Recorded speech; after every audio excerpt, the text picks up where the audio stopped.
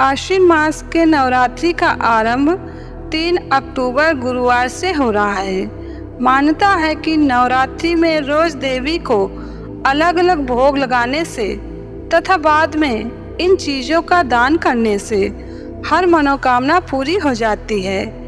तो जानिए नवरात्रि में किस तिथि को देवी को क्या भोग लगाएं, समझ लेते हैं संपूर्ण जानकारी। आदिशक्ति दुर्गा की पूजा, आराधना, साधना और उनमें से समर्पण का पर्व नवरात्रि कहलाता है, जिसमें मां के 9 रूपों का 9 दिन तक गुणगान और भक्ति की जाती है। इन नवरात्रों को आदिशक्ति को समर्पण करते हुए जो भी भक्त इनमें साधना करता है वो 10 महाविद्याओं की प्राप्ति कर सकता है।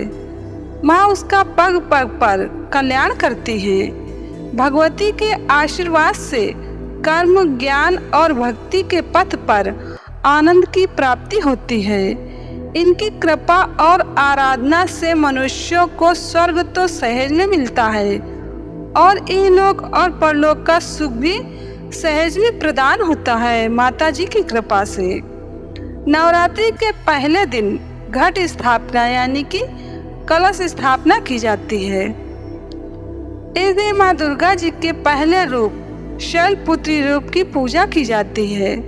माँ शैलपुत्री हिमालय की पुत्री हैं। उनको सफ़ेद रंग पसंद है, इसलिए प्रतिपदा तिथि यानी कि नवरात्रि के पहले दिन माता को घी का भोग लगाना चाहिए।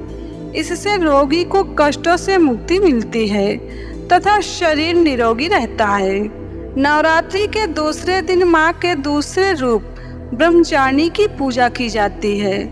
नवरात्रि की द्वितीय तिथि यानी कि दूसरे दिन माता दुर्गा जी को शक्कर का भोग लगाना चाहिए। इससे भक्त की उम्र लंबी होती है। नवरात्रि के तीसरे दिन माँ के चंद्रघंटा स्वरूप की उपासना की जाती है। माँ चंद्रघंटा को दूध बहुत प्रिय है, इसलिए नवरात्रि की तृतीय तिथि यानी कि तीसरे दिन माता दुर्गा जी को दूध का भोग लगाना चाहिए। इससे दुखों से मुक्ति मिलती है। नवरात्रि के चौथे दिन माँ कूष्मांडा की उपासना एवं पूजा की जाती है, यानी कि चतुर्थी तिथि को माता दुर्गा को मालपुआ का भोग लगाएं। इससे समस्याओं का अंत होता है। नवरात्रि के 5वें दिन माँ स्कंद माता की पूजा की जाती है। माँ को फल पसंद होते हैं, इसलिए नवरात्रि की पंचमी तिथि यानी 5वें दिन माता दुर्गा जी को केले का भोग लगाना चाहिए। इससे परिवार में सुख शांति रहती है। माँ कात्यायनी को देवी दुर्गा का 6ठा रूप माना जाता है। पुराणों के अनुसार माना जाता है कि ऋषि पुत्री होने के कारण माँ को कात्यायनी नाम से जाना जाता है। नवरात्रि की 6ठी तिथि यानी 6ठे दिन माता दुर्गा जी को शहद का भोग लगाना चाहिए। इससे धन लाभ होने के योग बनने लगते हैं। माँ कालरात्रि दुष्टों का विनाश करने वाली हैं। माँ दुर्गा जी के 7वें रूप कालरात्रि की 7वें दिन पूजा की जाती है। इनके शरीर का रंग घने अंधेरे जैसा और बाल बिखरे रहते हैं, इसलिए इन्हें कालरात्रि कहा जाता है। कालरात्रि की 7वीं तिथि यानी 7वें दिन माता दुर्गा जी को गुड़ का भोग लगाना चाहिए। इससे हर मनोकामना पूरी हो जाती है। महागौरी माँ दुर्गा जी का 8वां रूप है। अष्टमी के दिन माँ के महागौरी रूप की उपासना की जाती है। महागौरी जी को माता पार्वती जी का रूप माना जाता है, स्वरूप माना जाता है। नवरात्रि की अष्टमी यानी 8वें दिन माता दुर्गा जी को नारियल का भोग लगाना चाहिए। इससे घर में सुख समृद्धि आती है। लेकिन ध्यान रहे, नारियल को अष्टमी के दिन खाना नहीं चाहिए।